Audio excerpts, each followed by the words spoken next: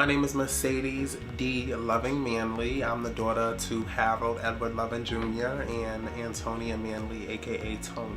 Being a black woman to me means just having the freedom to be and exist, and knowing my history, cherishing my history, allowing myself the time to really reflect. Societal pressures, family pressures, work pressures, stuff like that can just really be a stress, especially in the middle of a pandemic. So like being a black woman for me is just like owning that stress and, you know, sitting with it and reflecting and then moving on to strive for better.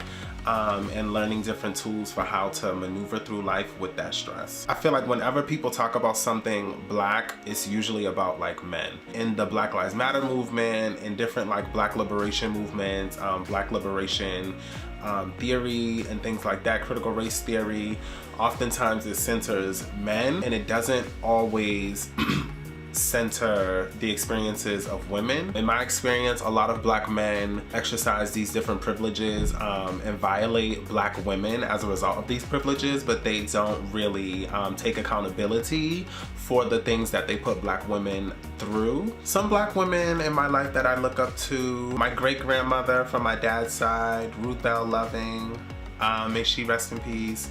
My grandmother from my mom's side, Dorothy Manley, may she rest in peace. My mom. And then like community that I've like fostered on my own. My best friends, really like my sisters, like all my friends are really just like my sisters. Like those are just chosen family. So, you know, they inspire me to center myself and to know my limits, to stand my ground, to speak up for myself, to advocate for myself, to appreciate the joys that come with being in community with other black women. In the past 4 years, I've really learned to appreciate the complexities in a relationship and the nuances in a relationship, specifically with me and my mom. I've learned that everything is not going to always be good. Everything is not always going to be peaceful, and that peace looks different for my mom and for me. So our ideas of peace might be different. There's ways that my mom needs to be loved that may not work for me, and vice versa. The woman has a whole history, you know, she has her own stories and I have my own stories, and that's something that makes us magical, and it's also something that can make us butt heads sometimes. But overall, I would say that my love and my bond with my mom is one of the deepest bonds that I've ever known, even though it's the most complex. I would call my mom a soldier because she has always been the type of person to fight for anything that she wants.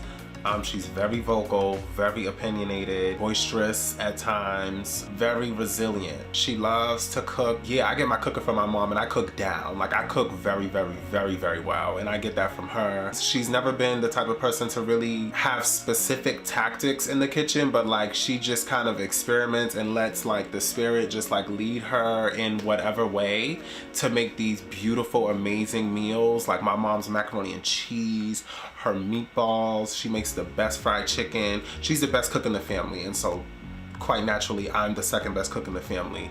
So yeah, best thing that I think she has taught me how to nurture myself and take care of myself. I started transitioning when I was 19. I had already been like out on my own. I had left and went to college, and I was just like, girl, like this is what it is. I remember going home and my mom sat me on the toilet and she made me eat soap off of her hand. That is one of the most vivid memories that I have of my childhood. My first time expressing myself truthfully and wholly and fully was when I went to college and I didn't have to answer to anyone. Oftentimes when I would slip up as a child, I would get reprimanded, and things like that don't really have the, you know, they didn't have the best effect on me, but I'm able to like work through those different things now. You could not talk back, you had to respect adults, couldn't really express your opinion, which never really went well with me. I was always talking back, really. Whoopings was kind of a thing. I remember like waiting on my dad to get home from work and him whooping me after my mom had already whooped me. I remember staying across the street at a neighbor's house after school because my mom was working, my dad was working, my grandparents weren't home, and she was basically babysitting me, and we were laughing. Me and her grandchildren were laughing the entire time, just being children, and it was frustrating to her.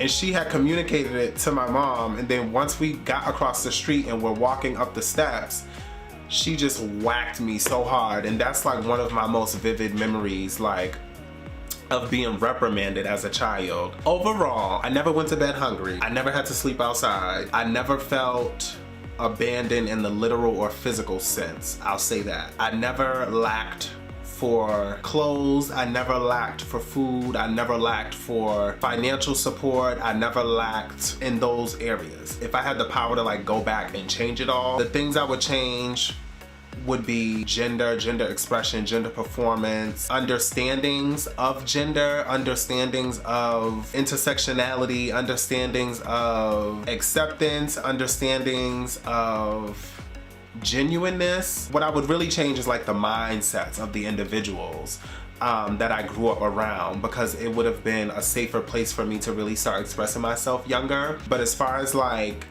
you know, feeling taken care of, as far as like having somewhere to like lay my head and having someone to call mom, having someone to call dad, etc., you know, that stuff I'm really grateful for because I had that.